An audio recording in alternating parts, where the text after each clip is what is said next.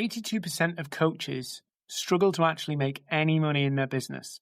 They end up in a position where it's not quite not working, but it's not flying. So it's not bad enough to quit, but it's not good enough to say it's making money and it's a viable business. And in this podcast episode, in this video, I'm going to break down why that is the case, why coaches struggle to get clients, struggle to build their business, and why many coaches end up leaving their coaching practice or never building a coaching practice and end up going back into corporate. So if you're a coach listening to me, whether you're a mindset coach, an executive coach, it doesn't even matter if you're not a coach. If you're an expert selling your expertise, over the last 15 years, I have seen the same pattern emerge that leaves coaches reliant on referrals. And there's nothing wrong with referrals. Let me just say that at the beginning.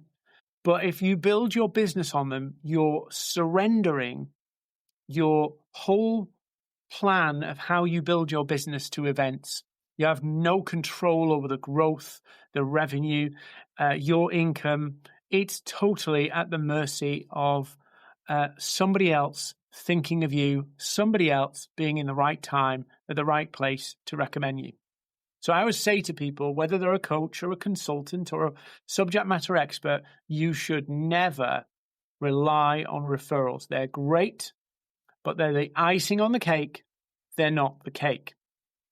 So I want to break down the 4 reasons why most experts, coaches, consultants really do struggle. And I'm going to break them down into 4 parts and explain why. And you're going to see these show up in your own world and go, oh my God, I've been doing this. And it will change the way you see your business. So number 1, the first reason many people struggle to get clients is internally, they have a lack of clarity. And I know this because I've had it myself. When we start our businesses, we're so in love with the idea of what we can do for people, and we know we can do it for lots of people. That creates a mental fog. And it's a fog around, what problem am I solving?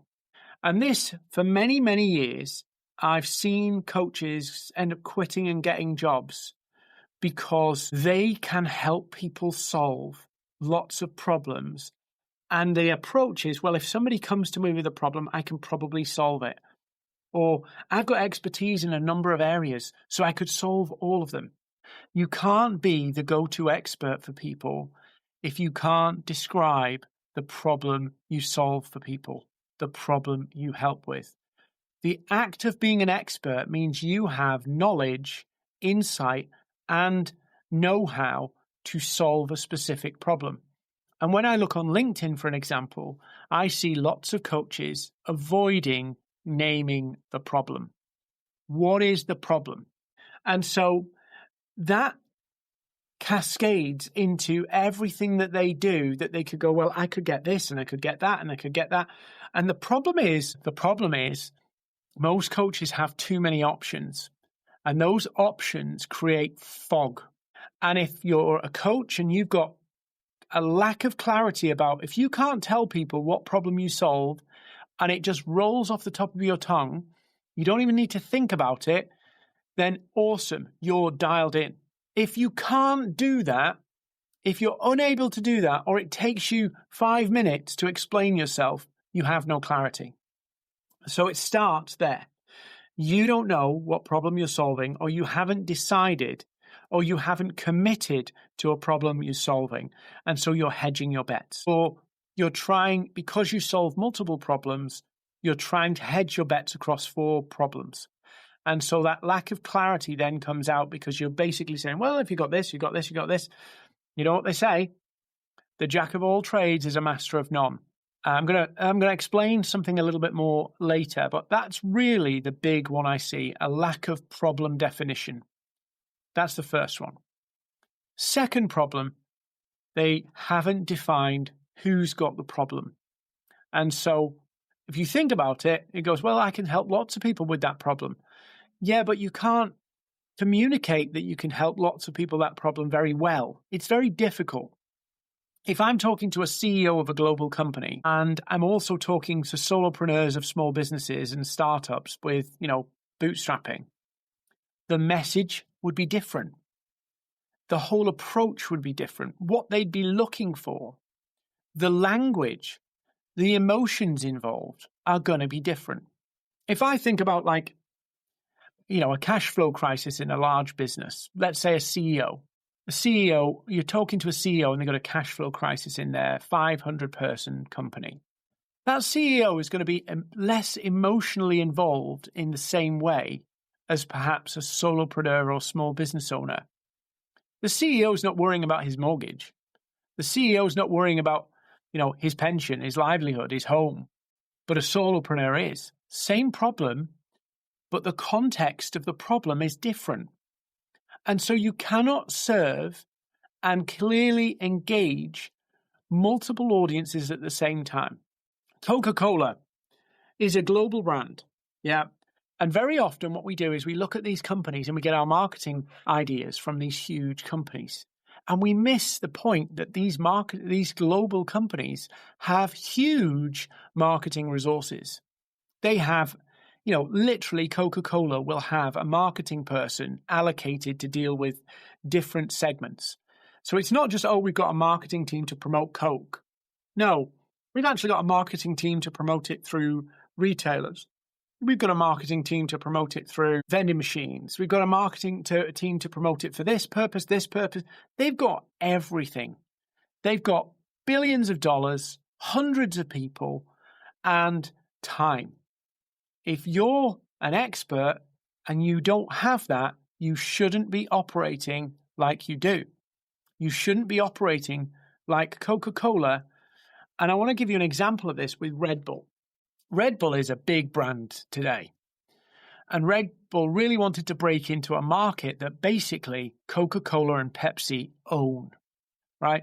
Now, they can't go on a full attack on Coca-Cola's market. They will lose. They need billions of dollars to do it that they didn't have. So they decided we're going to take on a small portion of the market where we can compete. So they picked a market, and it was extreme sports. And they decided we're going to become the drink synonymous with extreme sports, snowboarding, all that kind of stuff. That's a market they can own. That's where they can become the number one in that category. You can't do that. You can't do that if you can't compete with Coke if you don't have Coke's resources. So they decided we're going to own this space. They're going to be the drink people choose in extreme sports. And so all of their efforts went to building that out. As they got success, they scaled out of that. They didn't just scale up, they scaled out of that market. Very often I see coaches where they're trying to not close a door. And this is where I want you to think about and reframe it. I'm focusing on one persona so that I get success and scale out to more personas. But if I decide to try and take on all the personas, I will be splitting my energy, my effort, my time, my budget, everything. And this is where many coaches go wrong. They think being open to more opportunity equals more opportunity.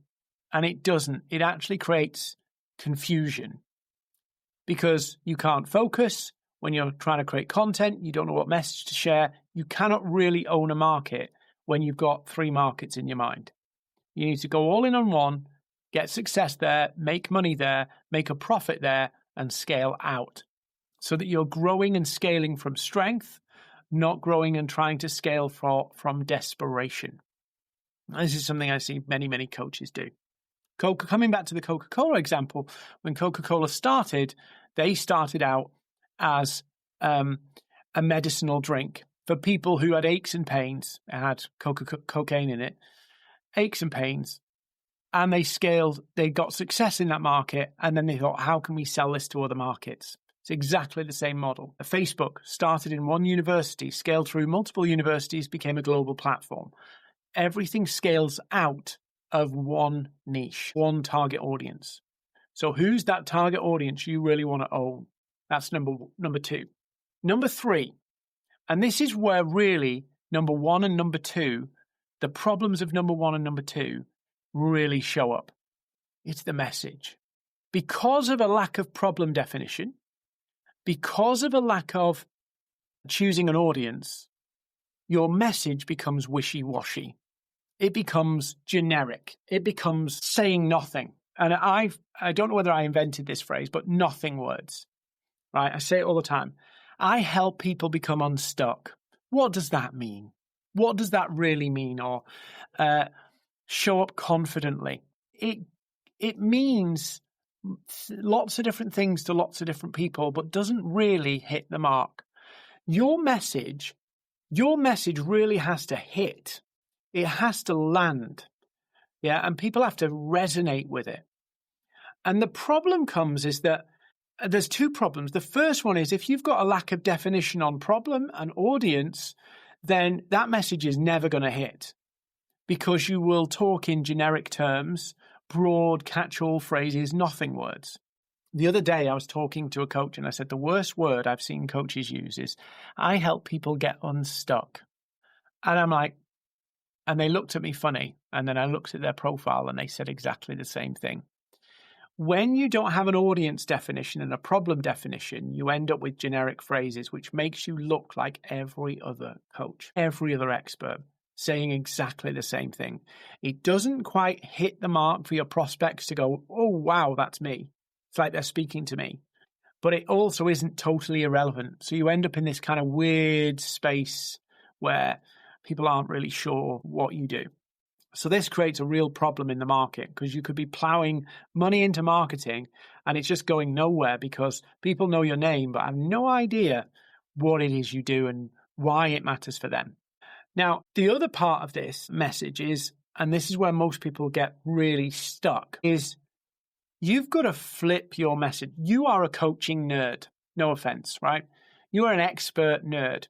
Why do people hire experts? They hire experts because they've tried everything and failed. They've tried to do it themselves. They've tried to solve this situation themselves. They don't really fully understand the situation. They feel like they don't know how to solve it. They don't really understand it. And they don't know how to solve it. So think about, they're hiring an expert, you as a coach, as a consultant, whatever it is, subject matter expert, they're hiring you because they are out of their depth. They don't fully appreciate the situation. They have no experience getting out of it. So they go, I need somebody with specialist expertise, knowledge, wisdom, experience to get me out of this situation. Okay, great.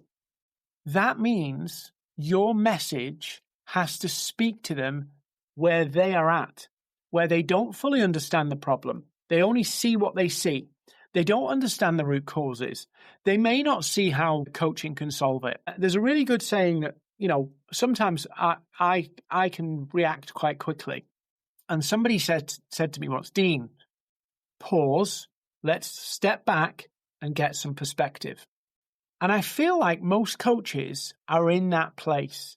They've stepped back. They're not in the situation that their clients face. And so as a coach, as an expert, you have perspective on their problem. You can see it without the emotions. You can see it without being in it. That gives you a perspective that many of your clients won't have. And so the problem for you as a coach is if you talk to them from your perspective, they won't get you. They won't understand. They won't see how you fix their problem. They won't get it.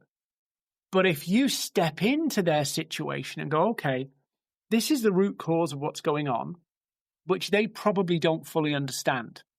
They're probably clouded by the day-to-day of it showing up.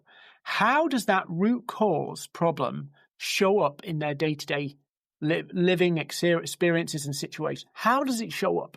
That is what you should be talking about. That is your message. It's not like, oh, we're going to do some deep mindset work. They don't understand how the deep mindset work is going to fix the fact that they can't pay their bills, or they're going to lose their house, or they're stuck in a job they hate, or they can't see how to drive things forward. They can only see what they can see. And your message has to be appealing to and talking to how they feel and how they see the world right now, not from your benefit of perspective, from their perspective. And I don't blame, that's a harsh word, but the reason why many coaches don't get this is because they've spent a lot of time around other coaches who get it. And so if you're networking a lot of times with other coaches, you're talking in coachy language. You're talking to other people with perspective. And so you end up where you talk coachy language to people who actually just want the problem solved. So you've got to get out of your perspective and into their perspective and actually talk about the situation, talk to them about it as they see it and show them the solution. Step into their world and see it from their perspective. And that's how you can help them out of it. So that's the big message piece. So it comes from that lack of clarity compounding into the message, but also the fact that fundamentally, I am not my customer, you are not your client. And so they have a completely different perspective. Now, the fourth one is about systems. Now, we talked about an expert is somebody who helps people solve a problem they can't solve themselves from their expertise, knowledge, wisdom, all that kind of stuff. Now you need demand. And demand is people choosing to work with you, people wanting to work with you, having a flow, as I call it, of opportunity. And you can't just wait for that to happen. You have to build it. Many coaches end up reliant on referrals, which, as I've said, is dangerous because of the lack of control. They end up reliant on referrals because what happens is their previous clients are talking to people they know, learning about their situation, and then sharing their experience. So the coaches get pre-sold leads. Those coaches are getting their other clients to refer them, and the other client is doing the selling for them, pre-selling them. So when a coach comes on a call, that person already has a lot of confidence, a lot of belief, a lot of trust, because somebody they do trust has told them the transformation they've had, and they just want that. So that call is much easier to close than, say, somebody randomly inquiring on LinkedIn. So here's what happens. A coach will treat a lead on LinkedIn exactly the same as a referral because that's all they've known.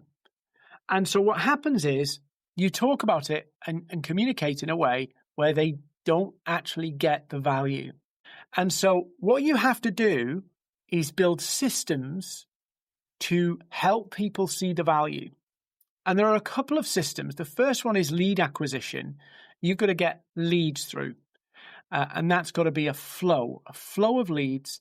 And that's about helping people see that you've got a solution to their problem. Literally agitating them to stir them up that their problem is intolerable and they need to change. That's a system. That's an approach. There's got to be trust. I mean, fundamentally, if you're trying to get leads from social media, from LinkedIn, those leads won't just inquire because you say you're a coach and you're good at it. They need to know that they want to work with you.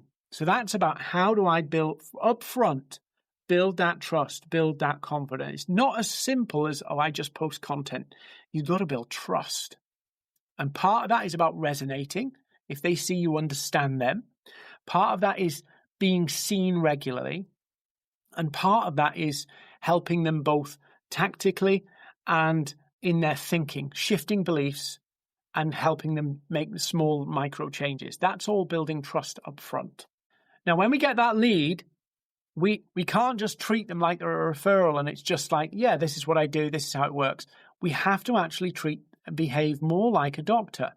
We have to talk to them, understand their business, understand their challenges, understand what's costing them, how it's harming them, how it's hurting them, and then recommend a treatment plan. And then you can prescribe the treatment plan. People think that, I just have to tell them about my program. No. You have to actually do it like a diagnosis. Ask them questions, understand it, propose a way to treat it, how to treat it, and then say, would you like my help to treat it? Because I've helped other people do it. That's the journey. But many coaches and experts don't ever build those systems. For whatever reason, whether they think it'll just all come together and we're all a bit optimistic, we're a bit excited about our offer and we love what we do, and why would other people not love what we do? But we have to build those systems to go, how do I acquire a lead? Number one, system number one, how am I acquiring leads? System number two, how am I moving those leads, whether that be through email lists, whether it be inbound leads, whatever the process. How do I move some of those leads onto a call where I do that diagnosis? In that diagnosis call, that appointment, I have to actually unlock their thinking, unlock how they see the world, unlock their problem, and propose a treatment plan, my services. And then once I propose that service, I have to move them and close that. Now, many people think that, that means actually, no, that means I have to be pushy. It doesn't. You have to be pushy in the absence of structure. But if you have a process to do that, it's much more straightforward. Very often what happens with leads that come through, if a coach has not got those processes in place, they will have a nice call and it will fizzle to nothing. And it's because they've not done the work to help the prospect realize this is the situation I've got. You don't need me to tell you, but there's something really powerful when a person actually speaks their problem out loud, when they actually tell you what's really going on. Because once it goes out, it can't go back in. And part of your call is actually coaching. It's to coach people to help them understand their situation better, understand how this is going to play out, and understand what needs to happen in order to change. Only once they understand that can you actually propose a remedy, your services. You cannot propose it until they understand that, because they won't see the need to buy it until you've helped them do that. And it is coaching fundamentally. Most people think of it as sales, but it is actually coaching, helping people understand their situation better. Once you've done that proposal service, you've got to keep that on the mind in your proposal, in the way you follow up. It's not about chasing them. It's about keeping their diagnosis top of mind. This is what needs to happen if you want to really succeed in coaching and build a coaching business. If you want to wean yourself off that kind of feast and famine, reliance on referrals, you've got to get into this place where literally you have that system in place. So just a reminder of the 4 reasons. Number 1, problem. Yeah, you haven't zeroed in on one specific problem. Number 2, you haven't zeroed in on a specific audience with that problem. Number 3, you haven't got a clear message that speaks to the prospect where they're at, your audience where they're at. And number 4, you don't have the processes to actually acquire leads and convert them. And I'll just leave you with one thought. I've seen coaches get parts of this right, and then they change the systems. So buying course after course after course, going to marketing agency after market. If the fundamentals are not right, even if one of those is good, the rest will fail.